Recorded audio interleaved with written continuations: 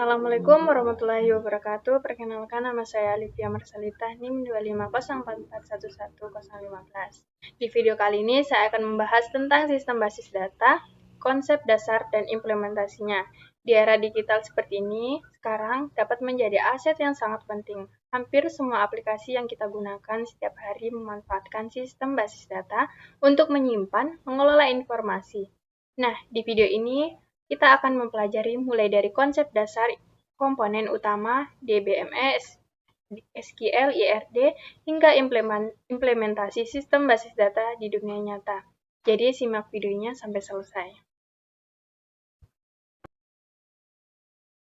Pada bagian pendahuluan ini, kita bisa melihat bahwa data telah menjadi aset yang sangat penting, sangat berharga, bahkan melebihi aset fisik.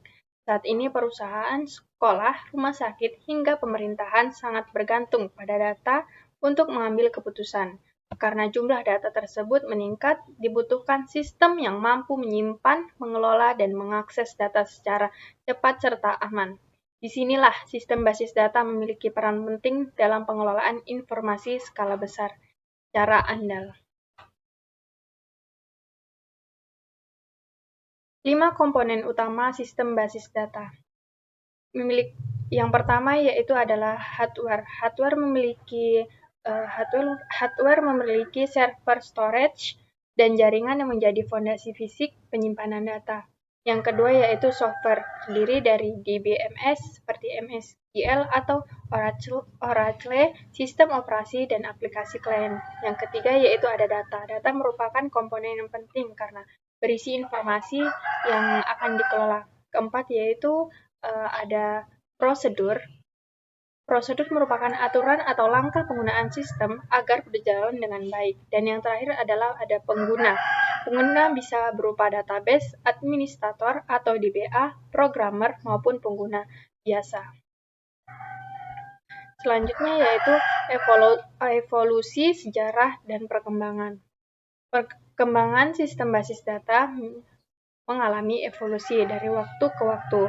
Pada tahun 1960-an digunakan sistem file sederhana dengan redundansi data yang tinggi. Kemudian pada tahun 1970-an muncul model relasional yang diperkenalkan oleh Edgar F. Codd. Model ini merupakan dasar database modern karena menggunakan tabel yang relasi. Memasuki tahun 1990-an, berkembang database berbasis object-oriented yang mendukung data multimedia dan sejak tahun 2000-an hingga sekarang berkembang teknologi NoSQL dan Big Data seperti MongoDB dan Cassandra yang mampu menangani data dalam skala besar. Walaupun banyak perkembangan baru, model relasional masih sangat dominan hingga saat ini karena standarisasi SQL. Selanjutnya yaitu klasifikasi model data. Klasifikasi model data secara umum model data dibagi menjadi 2 jenis utama yaitu relasional dan NoSQL. Model relasional menyimpan data dalam bentuk tabel yang terdiri dari baris dan kolom. Model ini menggunakan primary key atau foreign key untuk menjaga hubungan antar data. Sedangkan NoSQL, not only SQL, dirancang untuk kebutuhan big data yang sangat besar serta fleksibel. NoSQL memiliki beberapa jenis seperti document storage, key volume family, dan graph database. Relasional cocok untuk data yang terstruktur, sedangkan NoSQL cocok untuk data yang berkembang cepat dan tidak selalu terstruktur. Selanjutnya yaitu DBMS, Database Management System.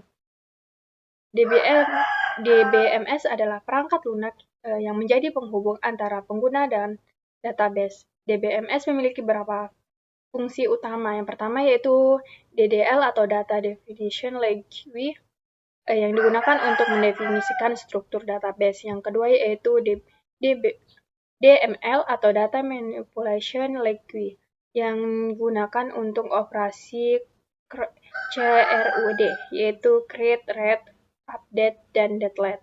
Yang ketiga yaitu security, integrity untuk menjaga keamanan data dan hak akses pengguna. Dan yang terakhir yaitu adalah recovery serta konkurensi untuk mengatur akses data secara bersamaan dan menjaga data tetap aman jika terjadi gangguan sistem. Selanjutnya yaitu struktur bahasa SQL.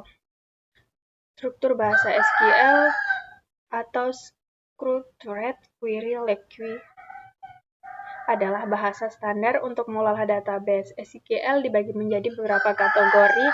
Yang pertama yaitu DDL seperti create, alter, dan drop untuk membuat atau mengubah struktur tabel. Kedua yaitu DBML seperti slash, insert, update, dan delete untuk mengolah isi data. Yang ketiga yaitu ada di DCL seperti grant, revoke untuk mengatur hak akses pengguna. Yang terakhir yaitu TCL seperti commit, rollback, save point untuk mengolah transaksi database.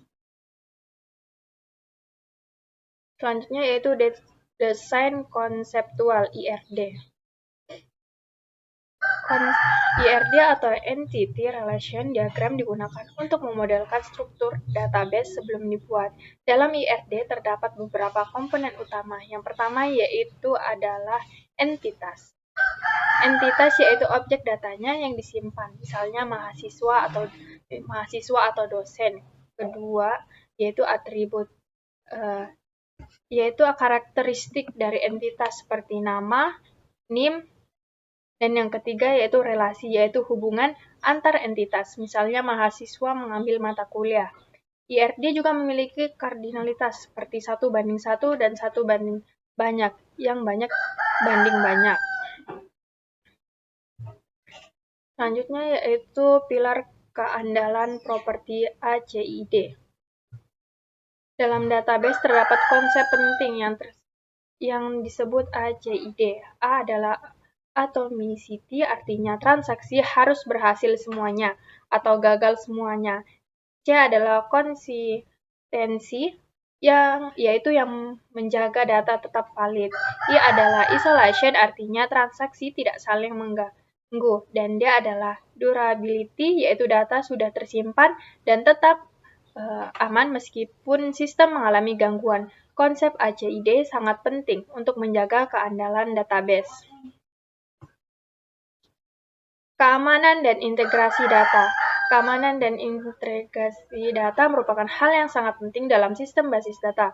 Beberapa cara menjaga keamanan data antara lain yang pertama yaitu autentikasi dan otorisasi untuk mengatur hak akses pengguna. Nah, yang kedua yaitu enkripsi untuk melindungi data saat dikirim maupun disimpan. Yang ketiga yaitu menjaga integrasi referensial antara primary key dan foreign key. Yang terakhir yaitu ada mencegah SQL injection dengan validasi input dan penggunaan prepared statement. Selanjutnya yaitu implementasi di dunia nyata. Sistem basis data digunakan hampir semua bidang kehidupan. Di bidang perbankan, database digunakan untuk transaksi jutaan dan setiap hari. Dan mendeteksi penipuan secara real-time di bidang kesehatan. Digunakan untuk menyimpan rekam medis pasien. Di bidang emosi digunakan untuk katalog produk dan sistem rekomendasi. Sedangkan di pemerintahan digunakan untuk sistem kependudukan dan layanan publik. Hal ini menunjukkan bahwa sistem data menjadi tulang punggung teknologi informasi dan modern. Jadi, dapat kita simpulkan bahwa sistem basis data merupakan teknologi penting penting dalam pengelolaan data modern, mulai dari penyimpanan data, pengelolaan informasi, keamanan, hingga implementasi berbagai sektor. Semuanya membutuhkan database yang baik dan terstruktur. Dengan memahami konsep basis data, kita dapat membangun sistem informasi yang lebih efektif,